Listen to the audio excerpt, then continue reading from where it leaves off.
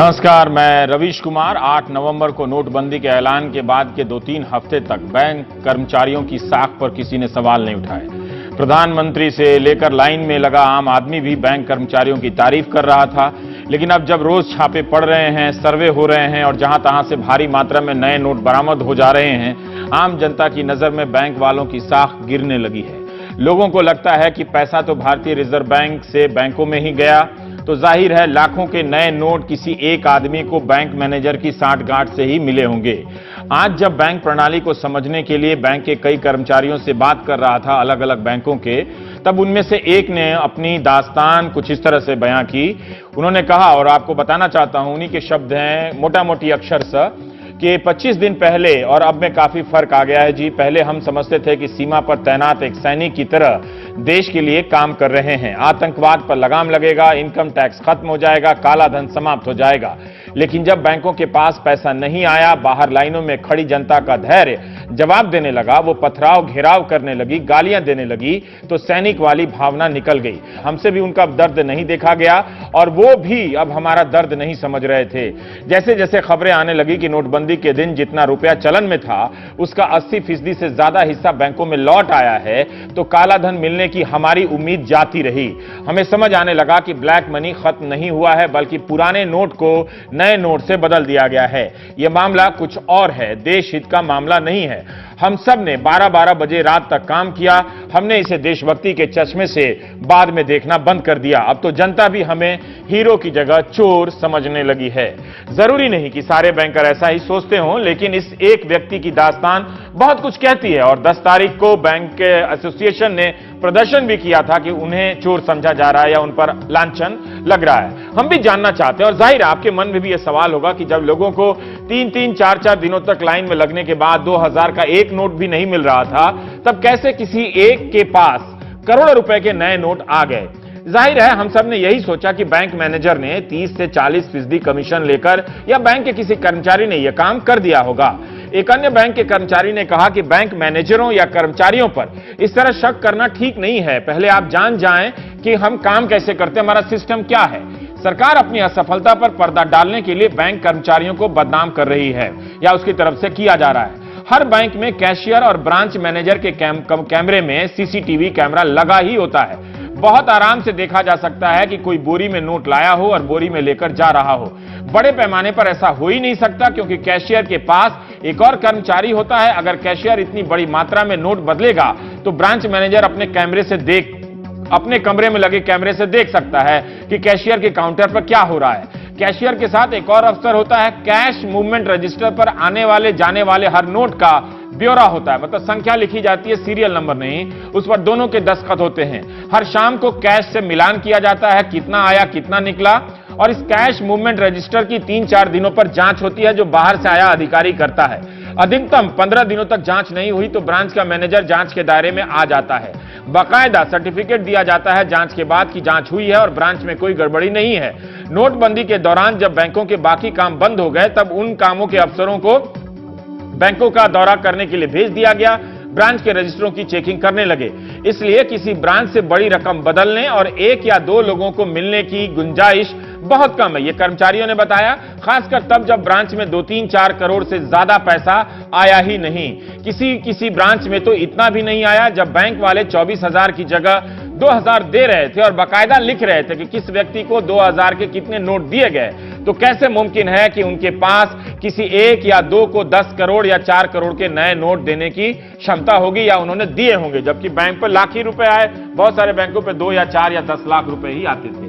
Bank वाले भी कह रहे हैं कि वे हैरान हैं कि इतना पैसा जब आया नहीं और हर नोट की गिनती वो करते हैं, रजिस्टर में दर्ज करते हैं, तो कैसे किसी एक के पास इतना पैसा आ गया। कई बैंकों में पुराने बंद पड़े खातों को सक्रिय कर उसमें पैसे डाले जाने की बात सामने आई है। ये जांच से ही बता रहा हूं। नोएडा के एक्सिस बैंक में 20 जाली खातों में 60 करोड़ जमा करने का मामला सामने आया है। इस एक बैंक से 200 करोड़ जाली खातों में जमा होने का मामला है। बैंक का कहना है उसने खुद ही रिपोर्ट किया है। कहीं कहीं जमा करने की रसीद में जहां आप लिखते हैं कि 100 के कितने नोट दिए, 500 के कितने नोट दिए, वो वाले फॉर्म जिसे वाउचर कहते हैं, उसकी जगह नया वाउचर डाल दिया गया और 100 की जगह 500, 1000 रुपया किया गया। लेकिन यह भी ध्यान में रखना होगा कि 13% तो 100 के नोट थे, तो 86% नोट को या उसके बड़े हिस्से को 500,000 को नहीं बदला जा सकता था। मोटी रकम संभव नहीं है क्योंकि बैंकों के भीतर सीसीटीवी कैमरे लगे होते हैं। अगर बैंक मैनेजर पकड़ा जाता है तो शायद व्यवस्था ऐसी है कि उसके नीचे का अफसर या कर्मचारी भी शक के दायरे में आता है, वो भी पकड़ा जाता है क्योंकि उस पर जिम्मेदारी है कि वो गड़बड़ी को रिपोर्ट करे। बैंक कर्मचारियों ने भी कहा कि हम नहीं कहते कि हमारे यहां भ्रष्टाचार नहीं है, गड़बड़ियां होती हैं, लेकिन जब हमारे हाथ में पैसा नहीं था तो कुछ लोगों के पास करोड़ों की तादाद में नए नोट कैसे पहुंचे, ये उन्हें भी समझ नहीं आ रहा है। बैंक के ब्रांच में जो नोट पहुंचता है वहां सीरीज नंबर नहीं लिखा होता है, लेकिन यह लिखा जाता है कि 500 के कितने नोट जमा हुए और 2000 के कितने नोट निकाले गए। इसमें गलती की कोई संभावना नहीं है। जब गलती होती है तो मैनेजर से उसी वक्त पैसा ले लिया जाता है, कैशियर से उसी वक्त पैसा ले लिया जाता है। उत्तरी बेंगलुरु के यशवंतपुरा के इस अपार्टमेंट में 2.25 करोड़ के नए नोट कैसे पहुंचे, फिर चंडीगढ़ में कपड़ा व्यापारी के यहां से 18 लाख रुपए के नए नोट कैसे मिले, फिर ठाणे में 3 व्यापारियों के पास 1,40,00,000 के नए नोट कहां से आए, हैदराबाद में 2000 के नए नोटों की गड्डियां कहां से आई 52 लाख की, मध्य प्रदेश के बालाघाट में 15,40,000 की नई करेंसी कहां से आई, वडोदरा में 13 लाख के नए नोट कहां से बरामद हुए।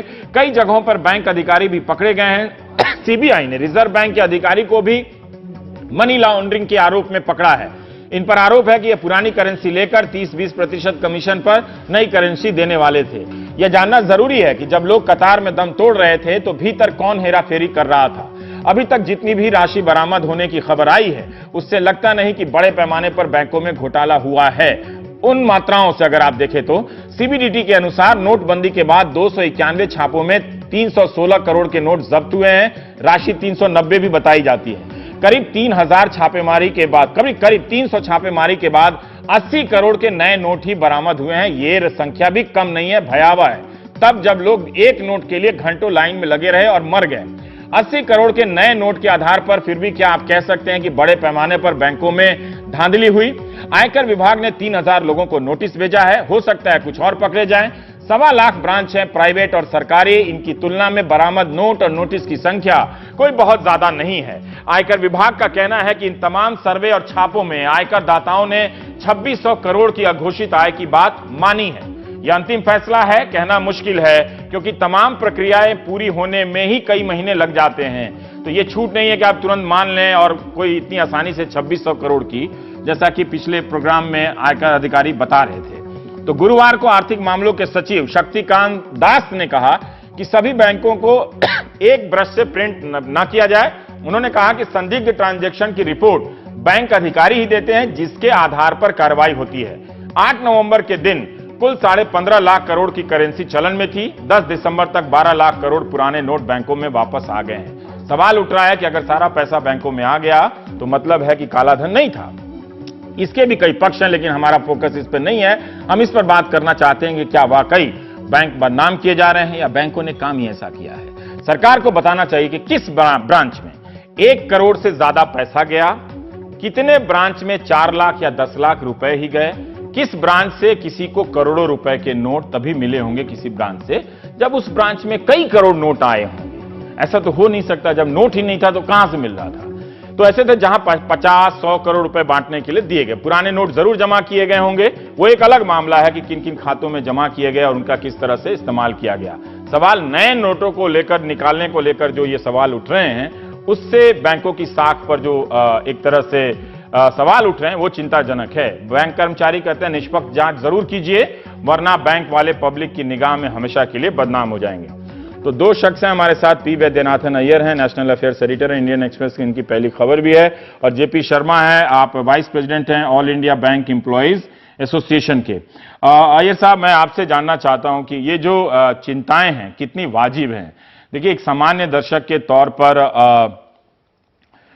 हम जब ये तस्वीरें देखते हैं कि एक आदमी के पास 2.5 करोड़ का नया नोट कहां से आ गया, जब एक आदमी को 24,000 जो सरकार ने कहा वो भी किसी को नहीं मिला, बैंक वाले उसको 24,000 की जगह 2,000 दे रहे थे, 4,000 दे रहे थे, कहां तो शादियों के लिए 2.5 लाख मिलने थे, वो भी बहुतों को नहीं मिले। तो मुझे आप ये बताइए, बल्कि ये सब भी डेटा सरकार को देना चाहिए कि 2.5 लाख किन किन लोगों को शादी के कार्ड पर दिया गया, ये सब सवाल अब गायब ही हो गया है। फिर भी मैं जानना चाहता हूं कि क्या आपको लगता है कि बैंक वालों ने गड़बड़ी की है या उन पर जरूरत से ज्यादा डाउट किया जा रहा है? देखिए, ये जरूरत से ज्यादा डाउट इस प्रकार से होता है, जैसे जब टेलीविजन पे ऐसे दिखाते हैं कि 3 बड़े बैंकों में छापे पड़े हैं और 60 करोड़ किसी बैंक में डिपॉजिट किया गया हुआ है, कुछ 25 फेक अकाउंट में, किसी बैंक में 100 करोड़ डिपॉजिट किया हुआ है फेक अकाउंट में, कहीं पे लॉकर में आपको नए नोट मिल गए, कुछ 2 करोड़ 3 करोड़। तो ये ऐसे 2 या 3 या 4 खबरें छपी हैं पिछले ऑलमोस्ट नवंबर 8 से लेकर आज तक। तो ऐसे कोई बहुत बड़े पैमाने पे कोई कुछ चीज हुआ ही नहीं है। और ये सारे बैंकों को एक इंप्रेशन ऐसा मिल रहा है कि आप 20-20 घंटा खड़े होके लोग आप देखिए 100 लोग आते हैं एक बैंक में दिन में, अभी आ रहे हैं 1000 के ऊपर लोग, और सारे लोग डिपॉजिट कर रहे हैं, कुछ लोग विड्रॉ भी कर रहे हैं और कुछ लोग एक तो एक्सचेंज भी कर रहे हैं पहले 23 नवंबर तक। तो ऐसे माहौल में जब 400, 4000, 5000 लोग बैंक में आ रहे हैं और पैसा दे रहे हैं, पैसा ले रहे हैं, नया करेंसी ले रहे हैं और सबको मिल रहा है 2000 का नोट, किसी को तो 100 और 500 का नोट तो अभी तक बहुत ही कम दिखने में आ रहे हैं। ऐसे में सारे बैंकों को एक ऐसी छवि चली जानी बाहर कि सारे बैंकों में धंधलेबाजी हो रही है। और ये डीमोनेटाइजेशन जो बहुत बड़ा एक सरकार ने एक फैसला लिया, बहुत बोल्ड और अनप्रेसिडेंटेड कहा जा रहा है, ऐसे फैसले को चौपट कर रहा है बैंक। तो ये तो बहुत ही मुझे लगता है बहुत बड़ी नाइंसाफी है। और ये बैंक ही तो देता है इंफॉर्मेशन सरकार को, जैसे फाइनेंशियल इंटेलिजेंस यूनिट को 10 लाख के ऊपर जहां भी कोई कैश की ट्रांजैक्शन हुई है उसकी ऑटोमेटिक खबर एफआईयू को पहुंच जाती है बैंक के तरफ से। 50,000 के ऊपर जनधन अकाउंट जहां पर केवाईसी नॉर्मल कंप्लायंसी पूरी नहीं है उसकी खबर चली जाती है सीबीडीटी को, इनकम टैक्स डिपार्टमेंट को। नॉर्मल सेविंग्स बैंक में 2 लाख की खबर चली जाती है करंट। मेरा एक सवाल है कि ठीक है कि सारे बैंकों को गलत समझा जाना या सारे मैनेजरों को चोर समझा जाना ठीक नहीं है, लेकिन इस एक लाइन से जो लोग पकड़े जा रहे हैं उनको कवर देना भी शायद ठीक नहीं होगा। एक आम आदमी फिर भी जानना चाहेगा कि जब सारी व्यवस्थाएं हैं, अगर ऑटोमेटिक 10 लाख से ऊपर के ट्रांजैक्शन सामान्य खातों के रिपोर्ट किए जा रहे हैं फाइनेंस इंटेलिजेंस यूनिट को और जनधन खाते में 50,000, तो ये 2 करोड़ रुपए एक आदमी के पास कैसे पहुंच गए? ये आम आदमी तो समझना तो चाहेगा ना कि कैसे पहुंचा। तो जरूर किसी ना किसी स्तर पर कहीं घपला हुआ है, कहीं गड़बड़ हुआ है। वो पैसा कहां से इनको मिल सकता है? क्या ब्रांच से, क्या सेंट्रल हेडक्वार्टर से मिल सकता है, या आरबीआई और बैंक के बीच की यात्रा के दौरान कहीं से मिल सकता है? तो कहीं तो लोग जानना चाहेगा ना कि कहां से मिला इसको। जी बिल्कुल, इसमें देखिए इतने 1000 बैंक हैं, इतने 1000 ब्रांचेस हैं, इतने 2 लाख एटीएम्स हैं, तो ये बहुत आसानी से यह हो सकता है कि एक आदमी 50-50, 100 लोगों को इकट्ठा करके 2-2 हजार या 4-4 हजार या हफ्ते का 24,000 निकाल रहा है। 4 आदमी एक बैंक अकाउंट में हफ्ते भर में 1 लाख रुपए निकाल सकते हैं। ऐसे अगर आप 500 आदमी ले लिए तो कितना पैसा निकाल सकते हैं?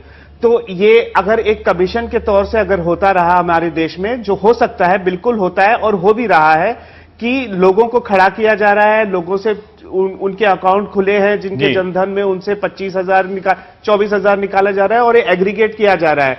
ऐसे हमने बहुत ज्यादा भी नहीं खबर सुनी है कि लोगों के पास बहुत ऐसे इंस्टेंसेस 10-12 सुने हैं हमने, लेकिन हमने हजारों के पैमाने में ऐसे इंस्टेंसेस नहीं सुने हैं। ठीक है जी शर्मा जी, मैं आपसे जानना चाहता हूं कि कैसे मुमकिन हुआ कि क्या ये हिसाब जो अभी अय्यर साहब बता रहे थे कि कोई लाइन में लगा के, तो पहले लाइन को भी उस एक तरह से, जब बैंक नहीं तो लाइन डाउटफुल हो, लाइन नहीं तो बैंक डाउटफुल हो, फिर भी मान लेते हैं कि अगर 10 बैंक मैनेजरों ने अगर 80 करोड़ रुपए किसी एक आदमी को, एक आदमी को, 10-20 आदमी को, 200 आदमी के बीच में बांट दिया, तो क्यों ना ये माना जाए कि ऐसे 1000 मैनेजर भी होंगे जिन्होंने ऐसा किया होगा?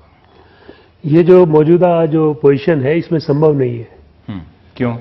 क्योंकि सबसे पहले तो अधिकतर जो है, जैसे खाते भी अगर खुलते हैं तो जैसे ही पैन नंबर डाला जाता है केवाईसी के तहत या आधार नंबर डाला जाता है, तो उसका अगर और कोई खाता है तो वो पता लग जाता है कि वो खाता उसका जो है ऑलरेडी इन एग्जिस्टेंस है। और बैंक ये कोशिश करता है कि ज्यादा खाते जो है वो खोले ना जाए। तो एक आदमी किस तरीके से जो है, और 24,000 रुपए एक खाते से निकालने की इजाजत है, तो ये संभव लगता नहीं है। और 50-60 आदमी मैनिपुलेटेड लाइन के अंदर हो, इतना भी आसान नहीं है, क्योंकि उनका जो है हाव भाव या जो बैंक वाले हैं वो सब जानते हैं। और एज ऑन डेट पर्टिकुलरली तो वो सिर्फ अपने खाता धारक को ही जो है वो पैसे विड्रा करने की इजाजत है, दूसरे किसी को वो इजाजत जो है वो नहीं है। तो वो ये संभव नहीं है सिस्टम के अंदर। तो ये तो फिर भी लोगों को मिला है, तो फिर भी लोग जानना चाहते हैं सर। देखिए जो सिस्टम है अभी वो एट प्रेजेंट वो ये है कि रिजर्व बैंक जो है वो अलग अलग बैंकों के जो करेंसी चेस्ट है वहां उनको बल्क में पैसा देता है। और वो जो करेंसी चेस्ट है किसी भी बैंक के हो वो रिजर्व बैंक के अंडर आते हैं। तो रिजर्व बैंक को पता है कि किस करेंसी चेस्ट में उन्होंने कितना पैसा भेजा है। उसके बाद वो जो करेंसी चेस्ट है वो अपने अपने बैंक को जो है ब्रांचेस को डिस्ट्रीब्यूट करते हैं।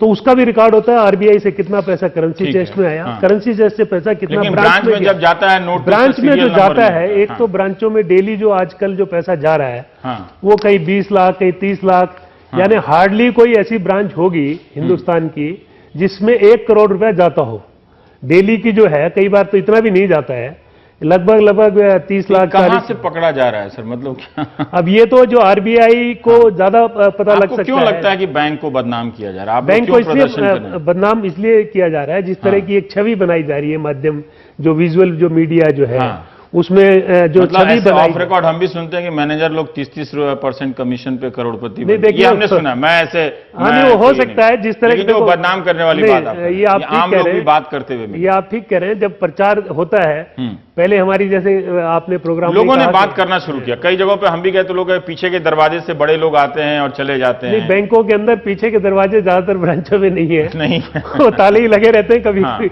तो ये तो सब एक अफवाह जो है। पहले हमें हमारी प्रशंसा की गई। मैंने भी 35 वर्ष जो है 38 वर्ष हो गए बैंक की सर्विस को। मैंने इतना ज्यादा बैंक कर्मियों ने जो इस दौरान जितना काम किया है इतना कभी भी कोई सिचुएशन। लोग पहले आपको कह रहे थे कि आप सेना की तरह, जैसे उस बैंक कर्मचारी ने बताया कि हम भी, लोग भी कह रहे थे और हमें भी फील हो रहा था कि हम भी वाकई में ही जो है इस दौरान अधिकतर बैंक कर्मी, ज्यादातर बैंक कर्मियों को जो है वो देर रात तक बैठ करके काम किया है। और इसमें मैं आपको ये भी बता दूं कि प्रत्येक जो बैंक एम्प्लॉय है लगभग उसका कभी ना कभी इसके अंदर कैश शॉर्टेज भी हुआ है लेन देन के अंदर है, क्योंकि जिस तरह का माहौल इस दौरान बना, ज्यादा गिनती करनी पड़ रही थी, आप सामान्य से ज्यादा काम कर रहे थे। और इंफ्रास्ट्रक्चर जो है उसका कोई कैलिबरसली उसको मैनेज नहीं किया जा रहा था, मेटिकुलसली वो देख नहीं पा रहा था। तो इसलिए भी जो पूरी की पूरी ब्रांच इसी काम में लगी हुई है। चाहे अधिकारी हो तो कैशियर को पैसा देना पड़ा, कैशियर को अपनी जेब से जो है वो पैसा देना पड़ा है तकरीबन प्रत्येक कैशियर को, प्रत्येक कैशियर। प्रत्येक कैशियर। मतलब वैद्यनाथन जी, आपको पता करना चाहिए, आप लोग तो काफी खोजी पत्रकारिता करते हैं, कि कितने कैशियरों ने अपने जेब से, देखिए अगर ये कोई देशभक्ति वाला मामला है ना, जैसा बताया जा रहा है, तो उसमें सबके योगदान को रिकॉर्ड किया जाना चाहिए। उस कैशियर का भी योगदान होना चाहिए जो 7 बजे से लेकर 12 बजे रात तक काम कर रहा था और अपनी गलती के बदले 10,000 रुपया भी भर के गया। तो पता करना चाहिए आप लोगों को भी कि कितने कैशियर ने कितने करोड़ रुपया अपनी जेब से बैंक को दिया। तो आपको लगता है कि इस तरह से जी हाँ आइए सर, आप मुझे देखिए मैं ठीक है आप बोलिए। हाँ, मुझे ऐसा लगता है कि जैसे जहां तक मुझे खबर है, मैं कुछ 4 बड़े बैंकों की बात कर सकता हूं जहां से मुझे ऐसे पता चला है कि जैसे दिल्ली और बॉम्बे जैसे शहर में 24 करोड़ रुपया एक बड़े बैंक को मिलता है। जैसे आप HDFC बैंक ले लीजिए, इनको ये पिछले 40 दिनों में कुछ दिन तो पैसे मिले भी नहीं है। किसी दिन 24 करोड़ मिले हैं। इनका डिमांड क्या होता है दिन का? एवरेज डिमांड हर बैंक का, जैसे दिल्ली में HDFC के कई ब्रांचेस हैं और कई सारे ATMs हैं, तो इनका डेली डिमांड कुछ 125 से 150 करोड़ माना जाता था दिल्ली जैसे शहर में। एक बैंक इनको मिल रहा है ये बैंक, एक बैंक का। तो अगर दिल्ली में HDFC बैंक को अगर 20 करोड़ मिल रहा है मानो, या 24 करोड़ मिल रहा है जो हमारी खबर के हिसाब से ऐसे मिलता है, तो आप सोचिए कि 1/6 या 1/8 ऑफ द सम उनको मिल रहा है जो डिमांड है। डिमांड अगर 150 करोड़ की है तो उनको मिल रहा है 20 करोड़ या 22 करोड़। तो उनके पास तो पैसा है ही नहीं। हाँ, तो और बैंक्स में सारे बढ़ जाते हैं, यहाँ के एटीएम्स में भी थोड़े डलते हैं, बैंकों में भी, ब्रांचों में भी बढ़ जाते हैं।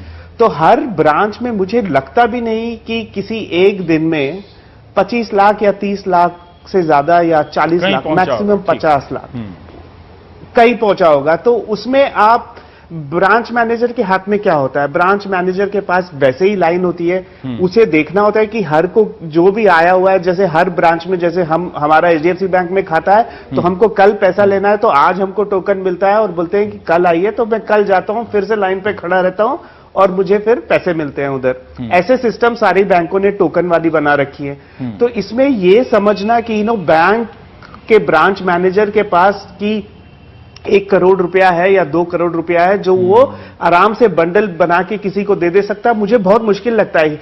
वो भी सीसीटीवी के ग्लैर में है ना रवीश जी, वो भी, उसके तरफ भी चारों तरफ नजर लगी हुई है, एक भी लाइन में आगे पीछे लोग नहीं होने दे रहे हैं। ऐसे जरूर हो सकता है कि कोई प्रिफर्ड कस्टमर आया हो जो बैंक के पास आता हो और उसके पास भी ये सहूलियत नहीं होती ब्रांच मैनेजर के पास कि 24,000 से ज्यादा दे दे, वो हफ्ते में सिर्फ 24,000 ही दे सकता है।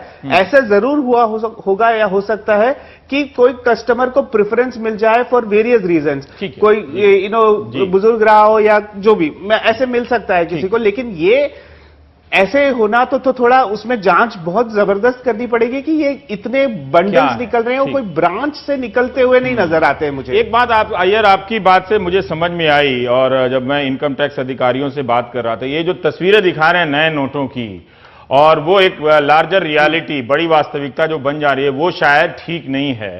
पर अभी जो अय्यर साहब कह रहे थे, शर्मा जी, मैं आपसे जानना चाहता हूं कि क्या ये मुमकिन है कि आप एक मैनेजर हैं, मान लीजिए आपके ब्रांच में 10 करोड़ आया, तो आपने मुझे, चूंकि आपको आदेश है कि आप 24,000 ही देंगे एक हफ्ते में, मुझे चेक से या एटीएम से मैं निकालूं तो 2,000 एटीएम से, और चेक से गया तो 24,000। क्या ये आपके पास कोई अधिकार है, कोई रास्ता है कि अगर आप मेरे बहुत अच्छे मित्र हैं तो आपने मुझे 10 लाख रुपए दे दिए? ये संभव नहीं पुराने है। नोट के बदले आपने 10 लाख दे दी, क्या ये संभव है? नहीं, ये संभव नहीं है। नहीं है, क्योंकि जैसे करेंसी रजिस्टर में पैसा आरबीआई से आया, आरबीआई से पैसा ब्रांच में आया, उसकी नोटिंग होती है डबल लॉग बुक में, लिखना पड़ता है कि इतना कैश आज मिला आया है, ठीक है। करेंसी। क्या आपको यह भी लिखना पड़ता है कि आपने मुझे 24,000 दिया या फेवर करके 2.5 करोड़ दिया? ये हमारे लिखना पड़ता है, विशेष कस्टमर हैं, इनको हमने 2.5 करोड़ दिया, ये मंत्री हैं या विधायक हैं, क्या ऐसा? वो जैसे फिर वो जो करेंसी जैसे पैसा आता है, ठीक, वो हर एक ब्रांच में डबल लॉक है, उसमें रखा जाता है, जिसका हिसाब होता है कि आज हमें 20 लाख इस ब्रांच को मिले। उसके बाद कैशियर को उसमें से नोट करके दिया जाता है कि आज हम 10 लाख आपको अभी दे रहे हैं, जब वो खत्म हो जाएगा फिर निकालेंगे अंदर से। ये तक समझ गया। उसके बाद वो जिसको भी पेमेंट करता है कंप्यूटर में बाकायदा उसको डेबिट करता है, और वो शाम को हिसाब टैली किया जाता है कि इतने ये जो है शाम को, और वो हिसाब क्या ये मुमकिन है कि जो आपका सेंट्रल हेडक्वार्टर है वहां पहुंच जाता है? वो उसके बाद इवनिंग में जब कैश बंद होता है तो सारी ब्रांचेस को इस दौरान जो है वो हेड ऑफिस जो उनका लोकल वहां रिपोर्ट हो जाता है, वहां रिपोर्टिंग करनी। तो ये आप मुमकिन नहीं है कि आप एक तो बिना पेपर काम नहीं कर सकते। मान लीजिए कि मैं एक कंपनी हूं और आपके कंपनी में, आपके ब्रांच में मैं 500 करोड़ रुपया का निवेश रखता हूं, तो क्या ये मुमकिन है कि आप सोचते हो कि ये मेरा कस्टमर नाराज हो जाएगा तो मेरा बैंक ब्रांच बैठ जाएगा तो मुझे 4 करोड़ दे सकते हैं? ये नहीं हो सकता, संभव ही नहीं है, संभव ही नहीं, क्योंकि एवरीथिंग इज ये क्लियर होना चाहिए, क्योंकि हम और शायद बहुत लोग ये प्रणाली नहीं जानते हैं। ये सिस्टम में नोटेड है, आपको लिखना पड़ेगा कि आपने इस एक अरुण कुमार को आपने 10 करोड़ दिया। अगर ये गलत है तो अगर दे देंगे तो आप उसी वक्त सस्पेंड हो सकते हैं। बिल्कुल बिल्कुल, उसी वक्त सस्पेंड। वो सारा डाटा फीड होता है उधर जाकर के पूरा का पूरा। तो अब अय्यर साहब, मैं जानना चाहता हूं कि यहां से हम फिर कहां पहुंचेंगे, क्योंकि जिस तरह से ये छापेमारी आ रही है, सरकार कभी कहती है कि इसको छापेमारी मत कहिए, इसको आप सर्वे कहिए, क्योंकि बैंक ही इसकी शिकायत कर रहे हैं। तो इसका मतलब अगर बैंक इसकी शिकायत कर रहे हैं तो वो बैंकों के दरवाजे से ऐसा हुआ होगा ना। फिर भी ना होने की संभावना के बावजूद शर्मा जी कह रहे हैं कि कोई पॉसिबिलिटी नहीं है कि ऐसा हो सकता है, लेकिन अगर बैंक खुद ही रिपोर्ट कर रहे हैं तो क्या ये ना माना जाए कि ऐसा हुआ होगा? देखिए, डिपॉजिट्स के बारे में बहुत बात कही गई है रवि जी, कि जैसे बैंकों के अकाउंट्स में काफी पैसा डिपॉजिट हुआ है, लोग आके 100 करोड़ डिपॉजिट किए हैं या 60 करोड़ किए हैं, और ऐसे देखा गया है कि 25 फेक कंपनीज के अकाउंट्स खुली हैं और उन पे लोगों ने बहुत पैसे जमा किए हैं। उसको आप देखेंगे तो उसे किस हिसाब से आप, एक तो कंपनी अकाउंट खोलती है बैंक में, चालू खाता जो कहते हैं, करंट अकाउंट खोलती है बैंक में, वो कंपनी जाके मिनिस्ट्री ऑफ कॉर्पोरेट अफेयर्स का रजिस्ट्रेशन का डॉक्यूमेंट देती है, उसमें कंपनी का यूनिक नंबर होता है, कंपनी का डायरेक्टर का पैन होता है, तो डायरेक्टर एक कोई आदमी ही है, कोई इंडिविजुअल ही है, अब वो आप कह सकते हैं कि रिक्शा चलाने वाला हो या कोई भी हो, तो वो एक आदमी है जिसका केवाईसी में पैन नंबर है और जिसका आधार कार्ड है, और जो कंपनी का रजिस्ट्रेशन है, तो उसने एक कंपनी की अकाउंट खोल दी। अब उसमें आके कुछ 10 करोड़ जमा हो गया और ये रिपोर्ट हो गया। ठीक, हाँ, वहां हुआ तो इसमें तो बैंक की क्या गलती हुई है? वहां पे डिपॉजिट जरूर हुआ है, मुझे लगता है फेक कंपनी अकाउंट्स में भी डिपॉजिट हुआ है, उसमें बैंक की गलती मुझे नहीं नजर आती है, क्योंकि बैंक से कहा गया है कि आपने पैसे जमा करने ही है, तो बैंक खोजी का काम, खोज करने का काम बैंक का नहीं है, खोज करने का काम इनकम टैक्स डिपार्टमेंट का है। वो केवाईसी देखेगा बैंक और अपना डिपॉजिट लेगा। अभी ये जो प्राथमिक तस्वीरें आ रही हैं और जो बयान दिए जा रहे हैं, चाहे सरकार की तरफ से चाहे बैंक की तरफ से, बहुत प्राथमिक स्तर पर है। तो और निश्चित रूप से हम भी जानते हैं कि बहुत सारे बैंक के मैनेजर बहुत घंटों घंटों काम कर रहे थे, और उसी दौरान लोग कह भी रहे थे कि हमारी भी व्यथा दिखाइए कि बीमार होने के बावजूद हम कई घंटे काम कर रहे हैं, और वो तनाव लेकर गए हैं। पैसा दिया वो अलग, आप लोगों को एक डेटा देना चाहिए कि कितना करोड़ रुपया आप लोगों ने फाइन में भरा है, ताकि हमें अंदाजा हो। बहुत बहुत शुक्रिया।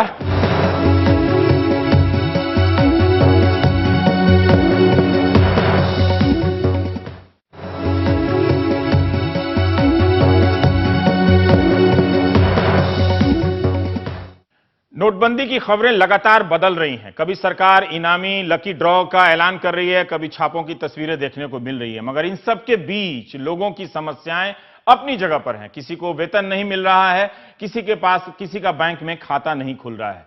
इन कई जगहों से लेदर इंडस्ट्री और सौरभ शुक्ला और हिमांशु शेखर की स्टोरी अभी आप देखिए इस सेगमेंट में। हम इस वक्त नोएडा में मौजूद हैं। यहाँ पर कुछ लोग मौजूद हैं। ये एक ट्रेवल कंपनी में काम करते हैं, इनको कैश में पैसे मिलते हैं, लेकिन महीने की जो है आधा महीना बीत चुका है, इनसे जानते हैं इनको पैसे मिले हैं कि नहीं, और अगर पैसे नहीं मिले तो क्यों नहीं मिले। आपको तनख्वाह मिल गई? जी अभी नहीं मिले मुझे। क्यों?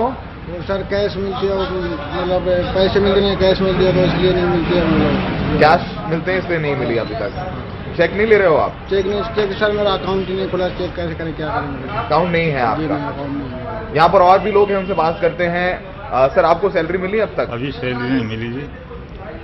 सैलरी नहीं मिली क्यों? कैश नहीं है? कैश नहीं है मालिक के पास, और अकाउंट हमारे यहाँ पे है नहीं। अकाउंट आपका नहीं है? नहीं, तो वो चेक में नहीं ले सकते इस वजह से? चेक में। तो यहाँ पर इस कंपनी के जो इनके मालिक हैं वही मौजूद हैं, उनसे बात करते हैं और जानते हैं कि प्रॉब्लम क्या है, वो क्यों पैसे नहीं दे पा रहे हैं। सर व्हाट इज असल में प्रॉब्लम क्या है और आप पैसे क्यों नहीं दे पा रहे हैं? सर 8/11 में जब से नोटों का चेंज का हुआ है, उसके बाद मेरे मेन दोनों कंपनी के अकाउंट एक्सिस बैंक में है, और जिससे विड्रॉल नहीं हो पा रहे।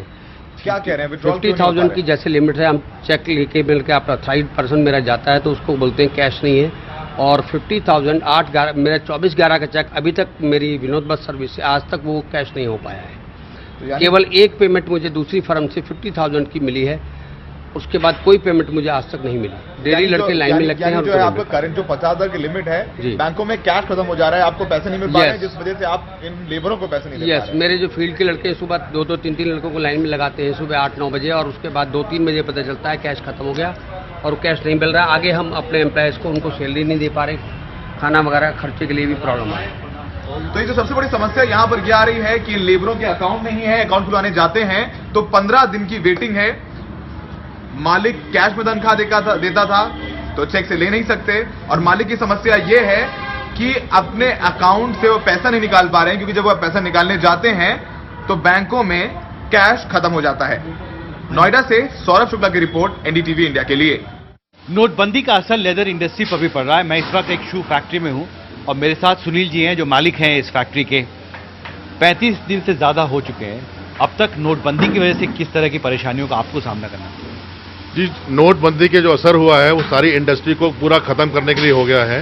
उस इंडस्ट्री की जो हमारी रोजमर्रा की जो रिक्वायरमेंट्स थी वो सब कैश पर होती थी, वो शुरू से ही कैश पर चलता रहा है, वो सिलसिला बिल्कुल टूट गया है। हमारे को कैश की छोटी मोटी चीजें बाजार से आनी जरूर पड़ती है, सैम्पलिंग है, अगर उसके कोई बटन्स लाने हैं, उसका कोई जिप लाना है, उसका कोई छोटा लेस लाना है, उसके कोई छोटे कंपोनेंट लाने हैं, वो डिफरेंट वेंडर से मिलता है। उसको लाने के लिए, अरेंजमेंट करने के लिए कैश की बहुत जरूरत पड़ती है। 50,000 की लिमिट से घर को भी रखना है, फैक्ट्री को भी देना है, वर्कर्स को देना है, रोज की अरेंजमेंट भी करने हैं। अभी 50,000 रुपए की सीमा है विड्रॉल की, वो कितना होना चाहिए? मिनिमम 5 लाख तो जरूर चाहिए ही चाहिए। छोटी से छोटी फैक्ट्री के लिए 5 लाख जरूर चाहिए।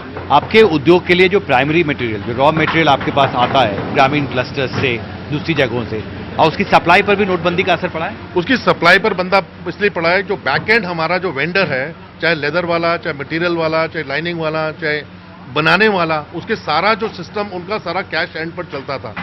उस कैश एंड पर चलते थे। हम लोग तो कैश पर नहीं खरीदते हैं, हमारे को कैश पर आधा हमारे को कैश जरूरत थी फैक्ट्री के इनके रोज की लेबर को देने के लिए। आपने कहा कि बहुत सारे मजदूर वापस चले गए, तो क्या अब कितने लोग हैं जो वापस गए? हमारे बहुत बड़ी मुश्किल से कंट्रोल करके अपने पास जो रखे हुए हैं, जो पुराने थोड़े बहुत हमारे पास बंदे बचे हुए हैं। अगर आपके पास आदमी कम है, अगर प्राइमरी मटेरियल आने में देरी हो रही है, तो इससे प्रोडक्शन पर जो आपके जो एक्सपोर्ट के जो ऑर्डर्स हैं, क्या वो कमिटमेंट्स को मीट करना? हो चुके हैं। सारी कमिटमेंट बहुत खराब चल रही हैं इस वक्त, सारी सप्लाईज खराब चल रही हैं, पूरा सिस्टम पूरा खराब हो चुका है। कहीं पर भी, किसी सिस्टम पर भी कोई जना किसी कमिटमेंट पर नहीं है।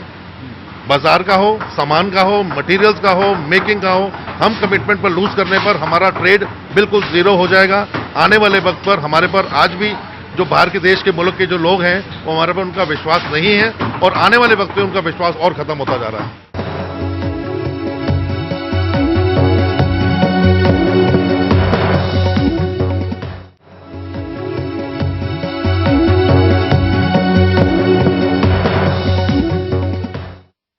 हृदय जोशी रामपुर गए थे और वहां उन्होंने बीड़ी उद्योग में काम करने वाले लोगों की दास्तान रिकॉर्ड की है, ताकि पता चले कि नोटबंदी के कारण अलग अलग सेक्टर पर अलग अलग तरीके से किस तरह से असर पड़ रहा है लोगों की जिंदगी पर।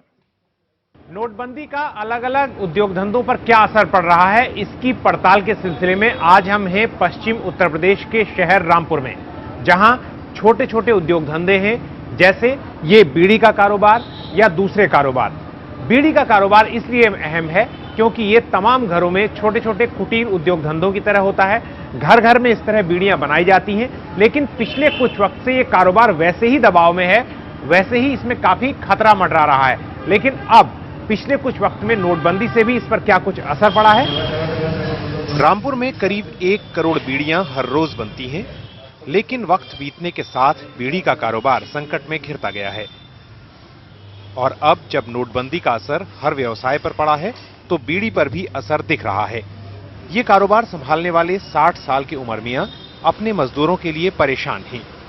हर रोज काम नहीं हो पा रहा, हफ्ते में 3 दिन 4 दिन, कभी कभी 1 दिन भी हो जाता है। इसकी वजह यह है काम कम होने की कि जब हम मार्केट में जा रहे हैं तो मार्केट से हमें पैसा नहीं मिल पा रहा है। अगर वो बीड़ी हम उसे देते हैं तो कहता है हमारे पास पुराने नोट हैं, ये ले जाओ। दूसरी ये है कि अगर मान लो चेक हमें मिल भी जाए मालिक की तरफ से, तो उस चेक को जाके कैसे कैश करें। अपनी बात पर भरोसा दिलाने के लिए उमर मियां हमारे सामने ही चेक लेकर बैंक में जाते हैं, जहां उन्हें कैश नहीं मिल पाता। अब बताइए, लेबर हमें गुस्सा करेगी हमारे ऊपर और हम पे झगड़ा करेगी, हम कहाँ से उसे पेमेंट करेंगे, कहाँ से नहीं करेंगे। जब भी चेक लेकर आओ, आमतौर से ये होता है no cash no cash no cash. और जब कभी बांटते हैं तो इतना माइनर बांटते हैं, थोड़ा तो उसमें खर्चा हमारा पूरा नहीं हो पाता। मान लो हमें 50 की या 20 की जरूरत है, तो हमें 10 मिल गए, 10 में अब कितनी। आप अपने लेबर्स को क्यों कैश नहीं दे रहे हैं? उनसे क्यों नहीं कह रहे हैं कि वो, जैसे लगातार सरकार कह रही है ना कि आप एटीएम यूज करो? एटीएम भी है ना, हमारी लेबर जो है हफ्ते वार के हिसाब से हमारी लेबर है। अब उसमें हफ्ते में 2 दिन 3 दिन काम करती है। वो जब 2-3 दिन काम करती है तो उसे 600-500 रुपये कमाती है। अब 600-500 का हम चेक दे देंगे तो चेक के लिए कहाँ से अकाउंट खोलेगी, कहाँ से मोबाइल मंथ का यूज करेगी। मोबाइल का खर्च लगभग 300 रुपये है, यह अकाउंट खोलना खर्च 500 रुपये है। और तो उस तरह से हमारी लेबर जो है उसे नहीं कर सकती इसको। बीड़ी के इस कारोबार में लगे लोग आर्थिक रूप से समाज के काफी निचले तबके के लोग हैं और वो कई सालों से ये काम कर रहे हैं, 20-20, 25-25 साल से। और यही एक ऐसा काम है जिसमें उन्हें महारत हासिल है। ये एक्सपर्ट इतने हैं कि अभी देखिए जैसे हाथ चल रहा है इनका, ये तो ये लगभग 30 मिनट में एक चल रहा है, ये लगभग 400-500 बंडल पैक कर लेते हैं। ये बीड़ी का पत्ता हो या तंबाकू, हर चीज की कीमत बढ़ी, लेकिन मजदूरी में कोई खास बढ़ोतरी नहीं हुई और अब कैश की दिक्कत ने हाल बेहाल किया हुआ है। हमें तो बहुत बड़ी परेशानी पड़ रही है कि 2-2 दिन हो गए, 4-4 दिन हो गए, तो पेमेंट नहीं मिल लिया हमें, ना पैसा मिल लिया हमें। आपका बैंक अकाउंट है? बैंक अकाउंट है तो साहब हमारे करने कुछ नहीं है, कब करना है नहीं हमारे करने, हम तो दिले हैं। तो आपका अपना अकाउंट नहीं, खाता नहीं है? जी जी। रामपुर में करीब 20 से 25 हजार लोग बीड़ी के कारोबार में अब भी लगे हैं और इनसे जुड़े परिवारों का मोटा हिसाब ही करें तो कुल 1 लाख लोगों की रोटी इस पर निर्भर है। महिलाएं भी घरों में बीड़ी बनाने का काम करती हैं, लेकिन आज खाली बैठी हैं। और काम बहुत मंदा हो गया और हमें पैसे भी नहीं मिल पा रहा। रामपुर में जैसा हमने कहा आपको, बीड़ी का कारोबार पहले से ही खस्ता हाल में है और यहाँ की महिलाएं जो हैं इस अर्थव्यवस्था का एक हिस्सा हैं, वो इसमें काम करती हैं, अपना घर चलाती हैं। लेकिन रामपुर में आज जो नजारा दिखाई देता है वो ये कि तमाम महिलाएं जो हैं वो अपने घरों में हाथ पर हाथ रखकर बैठी हुई हैं, उनके पास कोई काम नहीं है। इसकी सिर्फ एक वजह नोटबंदी नहीं है, दूसरी वजहें भी हैं, लेकिन ये जरूर है कि नोटबंदी ने इनके लिए कंगाली में आटा गीला जैसे हाल पैदा कर दिए। मंदी के इस दौर में सप्लायर भी हाथ पर हाथ धरे बैठे हैं, कहते हैं हालात सुधरने में वक्त लगेगा। कब तक आपको लगता है हालात सामान्य होंगे? ये साल भर को तो गया कारोबार। आपको लगता है 1 साल पूरा? हाँ, 1 साल को गया, चेंज कहां से घूमेगा? अब तक तो पैसा मिल नहीं रहा है। अब मजदूरों और व्यापारियों की फिक्र यही है कि कैसे जल्द से जल्द इस मंदी से बाहर आया जाए। रामपुर से सचिन गुप्ता के साथ हृदय जोशी, एनडीटीवी इंडिया।